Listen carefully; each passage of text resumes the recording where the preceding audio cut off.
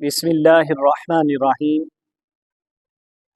نہایت ہی ذی احتشام سامعین و ناظرین، السلام علیکم۔ جو احباب کامیابی کی زندگی بسر کرنا چاہتے ہیں، خوشحالی سے زندگی گزارنا چاہتے ہیں اور اپنے ٹارگٹ، اپنے گول اور اپنی منزل حاصل کرنا چاہتے ہیں، بہت ہی خوبصورت باتیں آپ کی خوبصورت سماعتوں کے حوالے کرنا چاہتا ہوں۔ احباب وقار، جب بھی آپ نے اپنے گھر سے نکلنا ہے، مسکراتے ہوئے نکلنا ہے۔ راستے میں جو بھی ملے، گرم جوشی کے ساتھ اس کو ملنا ہے اور سلام کرنا ہے، مصافحہ کرنا ہے، اور اس بات سے کبھی خوف زدہ نہیں ہونا کہ لوگوں نے آپ کو غلط سمجھا ہے۔ ایک لمحے کے لیے بھی اپنے ذہن میں اپنے دشمنوں کا خیال نہیں لانا۔ اس کے بعد احباب وقار، اپنے ذہن میں اپنی منزل، اپنے ٹارگٹ اور اپنے گول کا تعین کرنا ہے، پھر ادھر ادھر دیکھے بغیر اپنی منزل کی طرف گامزن ہو پڑے، اچھے اچھے کام کریں۔ پھر آپ دیکھیں گے لاشعوری طور پر آہستہ آہستہ آپ اپنی منزل کی طرف بڑھتے رہیں گے اور آپ کو اپنے ٹارگٹ حاصل کرنے کے مواقع مہیا ہوتے رہیں گے۔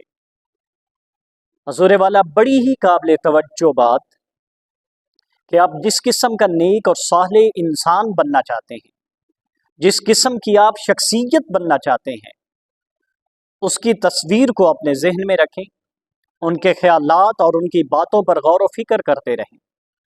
آہستہ آہستہ آپ اسی قسم کی پرسنالٹی بنتے جائیں گے۔ احباب وقار، خیالات ایک عظیم طاقت ہیں۔ ہمیں مثبت سوچنا چاہیے، ہمیں اچھی سوچ رکھنی چاہیے اور خلوص نیت سے کام کرنے چاہیے۔ خلوص نیت سے کیے ہوئے کام اپنے رنگ دکھاتے ہیں، اپنے اثرات چھوڑتے ہیں، اور دل سے نکلی ہوئی دعا ضرور اثر دکھاتی ہے۔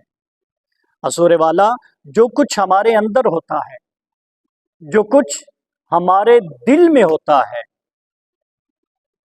وہی ہم حقیقت میں ہوتے ہیں۔ احباب وقار، ہمیں چاہیے کہ ہم اپنے باطن کو صاف رکھیں۔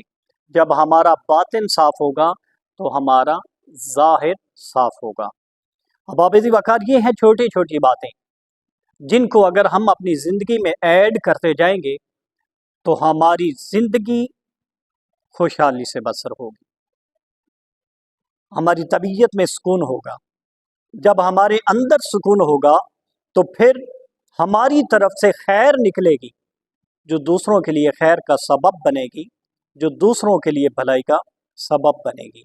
جب ہم دوسروں کے لیے خیر کا سبب بنیں گے، بھلائی کا سبب بنیں گے، تو یہ معاشرہ امن کا گہوارہ بن جائے گا اور ہم خود بھی خوشحالی سے زندگی بسر کریں گے اور ہمارے آس پاس رہنے والے لوگ بھی خوشحالی کے ساتھ زندگی بسر